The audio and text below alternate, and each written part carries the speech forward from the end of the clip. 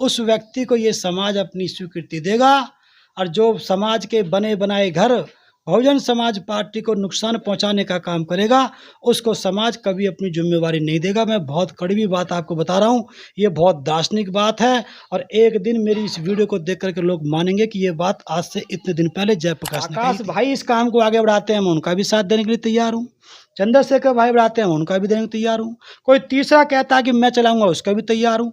पहले आप खूब प्रयास कर लो, बड़ा होने के नाते पहले आप छोटों को मेरी तरफ से आपके लिए पूरी पूरी छूट है। और अगर पूरे देश में कोई इस काम को ना कर पाए तो आखिर में जयप्रकाश की मैं समाज से अपील करूंगा कि एक मौका जयप्रकाश को दिया जाए। अब मेरा ये कमिटमेंट है कि पीएम देने से पहले नहीं मरूंगा, ये मेरे दिमाग में सेट भाई को बहुजन समाज पार्टी के राह पे आना चाहिए और ये कहना चाहिए कि भाई मेरी पार्टी बहुजन समाज पार्टी है, मुझ पे गलती हो गई है, मैंने बीच में ये पार्टी बना दी है। मैं पूरी ताकत जो है अपनी पूरे कार्यकर्ताओं के साथ बहुजन समाज पार्टी को बचाने के लिए काम करूंगा।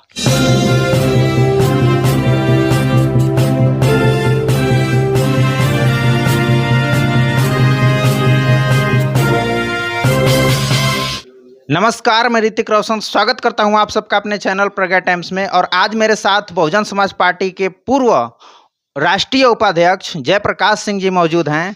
और ये जो है कि बहुजन समाज पार्टी में एक समय राष्ट्रीय उपाध्यक्ष पद पे रहा करते थे। सोचिए, जो देश में एक बहुत बड़ा पद है, और इसके बाद इन्हें पदमुक्त कर दिया गया। और इसके बाद भी ये लगातार समाज में घूम रहे हैं और लगातार तमाम जो है कि गाँव में जाते हैं, बहुजन समाज पार्टी का ही चर्चा करते हैं, प्रचार करते हैं। आखिर ऐसा कब तक होता रहेगा? इन तमाम सवालों को आज हम इनसे समझने का प्रयास करते हैं। सवाल यहाँ पे लेना चाहूँगा सर, आप बहुजन समाज पार्टी के लिए लगातार काम करते हैं और अभी बहुजन समाज में एक और विकल्प बन करके चंद्रशेखर आज़ाद जी जो है कि आ चुके हैं, और अब जो है कि उभरता हुआ चेहरा वो दिख रहे हैं। आने वाले समय में उनकी पार्टी जो है कि संघर्ष कर रही है। अब लोग ऐसा कह रहे हैं कि बहुजन समाज पार्टी धीरे धीरे अब डूब जाएगी और चंद्रशेखर आज़ाद समाज पार्टी का अब उदय होगा। क्या कहना चाहेंगे इस पे? देखिए, इसके लिए आपको साहब कांशीराम को बड़ी डीपली स्टडी करना पड़ेगा। साहब कांशीराम क्यों स्थापित हो गए और लोग क्यों खत्म हो गए। जब किसी समाज का कोई घर बना बनाया होता है, कोई महल बना बनाया होता है, उस समाज की उस घर के प्रति आस्था जुड़ जाती है, और उस घर को जो नुकसान पहुंचाने का काम करता है, वो समाज कभी भी उस घर की जिम्मेवारी उस व्यक्ति को नहीं दे सकता जो उस घर को नुकसान पहुंचाने का काम करता है। बहुजन समाज पार्टी उत्तर प्रदेश में 22% वोट पर थी जिस समय चंद्रशेखर भाई ने अपनी पार्टी बनाई। उसमें 22% वोट में से चंद्रशेखर भाई के पास अभी तक आधा % वोट भी नहीं पहुंच पाया। मिल्कीपुर में उपचुनाव हुआ, वहां बसपा चुनाव नहीं लड़ी। उत्तर प्रदेश में अयोध्या की जो सीट थी, वहां 1.5 लाख वोट एससी समाज का था, लेकिन चंद्रशेखर भाई को 1,500 वोट मिला है, जबकि वहां बसपा चुनाव नहीं लड़ी। चंद्रशेखर भाई की सबसे बड़ी गलती ये रही है कि उसने बसपा को मजबूत 22% होने के समय पर जो पार्टी बनाई, उससे समाज में ये मैसेज चला गया कि इसका उद्देश्य इस पार्टी को ख़त्म करके अपने आप को स्थापित करना है, ना कि इसका उद्देश्य समाज का उत्थान करना है। इसलिए मैं आज तक भी बहुजन समाज पार्टी की कमज़ोर स्थिति होने के बावजूद भी 30% से लेकर के आज तक यहाँ पर उपचुनाव में 6% हो जाने के बावजूद भी मैं आज तक भी कह रहा हूँ कि बहुजन समाज पार्टी के पक्ष में मैं खड़ा हुआ हूँ। इसलिए जो व्यक्ति जो बहुजन समाज पार्टी को बचाने के पक्ष में काम करेगा, उस व्यक्ति को ये समाज अपनी स्वीकृति देगा, और जो समाज के बने बनाए घर बहुजन समाज पार्टी को नुकसान पहुंचाने का काम करेगा, उसको समाज कभी अपनी जिम्मेवारी नहीं देगा। मैं बहुत कड़वी बात आपको बता रहा हूँ, ये बहुत दार्शनिक बात है, और एक दिन मेरी इस वीडियो को देख करके लोग मानेंगे कि ये बात आज से इतने दिन पहले जयप्रकाश ने कही थी। अगर ऐसा होता तो बसपा से निकला हुआ वोट असपा में जाता। उदाहरण बता रहा हूँ, अगर आपने बात छेड़ दी है सांसद बनने के बाद वो हरियाणा में चुनाव लड़ने के लिए जाते हैं। बीएसपी के पास 4.5% वोट होता है उस चुनाव में। जब चुनाव हो जाता है तो 1.5% वोट बचता है बसपा के पास।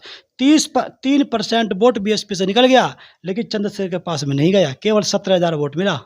पूरी दिल्ली में उसको 6,000 वोट मिला।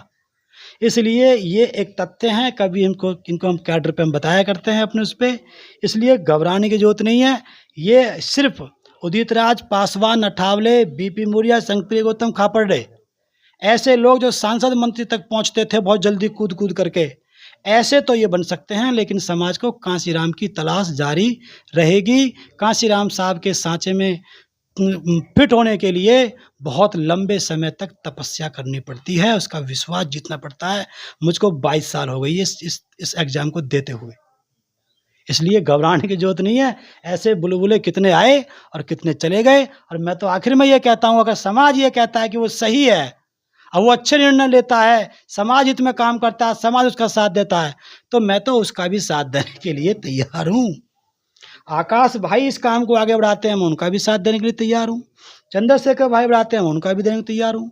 कोई तीसरा कहता है कि मैं चलाऊंगा, उसका भी तैयार हूँ। पहले आप खूब प्रयास कर लो, बड़ा होने के नाते पहले आप छोटों को, मेरी तरफ से आपके लिए पूरी छूट है। और अगर पूरे देश में कोई इस काम को ना कर पाए तो आखिर में जयप्रकाश की मैं समाज से अपील करूंगा कि एक मौका जयप्रकाश को दिया जाए। अब मेरा ये कमिटमेंट है कि पीएम देने से पहले नहीं मरूंगा, ये मेरे दिमाग में सेट हो गया है। जिस तरह से सर आपने कहा कि बहुजन समाज पार्टी के पास 22% वोट था और आज 6% पे सिमट करके आ गई है, और चंद्रशेखर आजाद जी पे 22% से जो वोट घटा वो वोट उनके ऊपर चढ़ा ही नहीं। इसके बाद भी आज बहुजन समाज पार्टी के पास कोई विधायक, कोई सांसद नहीं है, लेकिन आजाद समाज पार्टी का खुद चंद्रशेखर आजाद नगीना से सांसद हैं। क्या कहेंगे? देखिए, सांसद होना बड़ी बात नहीं है, वोट और परसेंटेज तय करता है कि आपकी लोग आपसे कितने परसेंट सहमत हैं आपकी विचारधारा से। साहब कांशीराम कहते थे कि सांसद विधायक नहीं मामला, वोट तय करेगा। इसलिए उनके पास में वो वोट एक लोकसभा से है।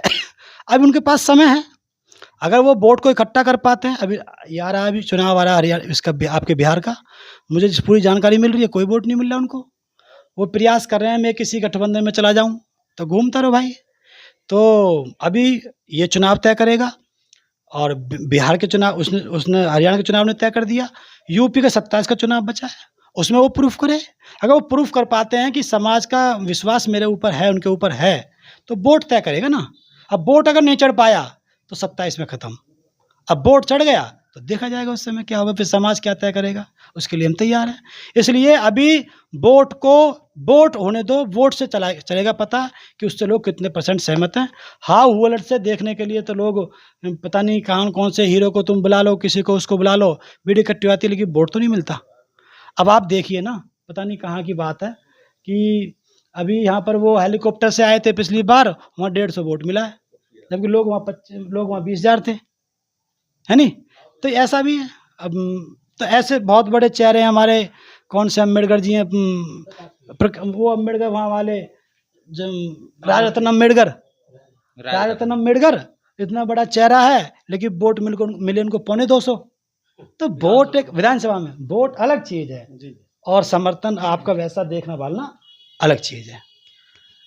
चंद्रशेखर आजाद जी को और बहन जी को एक रास्ते पे होना चाहिए, क्या कहना चाहेंगे?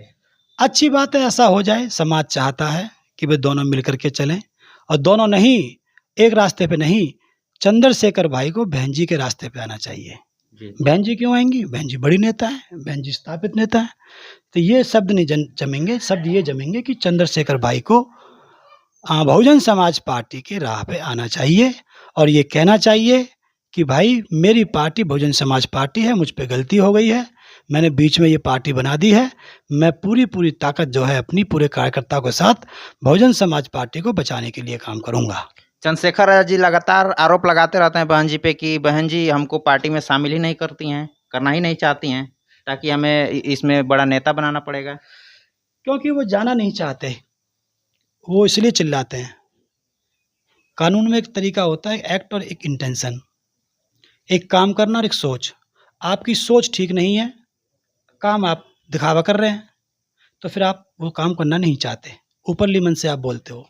इसलिए ये जो है दिखावा करते हैं, चिल्लाते हैं। अब बताओ, एक बार मैंने देखा वीडियो में बच्चों ने भेजी कि वो बोल रहा है कि मैंने जो है बहन जी को कॉल मिलाया है, जी है ना एक फोन में। लाइव इंटरव्यू में ऐसा हुआ था।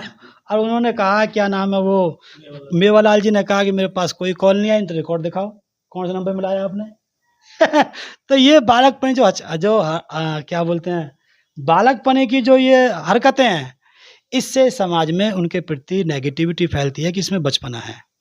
ऐसा नहीं करना चाहिए, वो हमारी महापुरुष है, ऐसे मजाक नहीं उड़ानी चाहिए।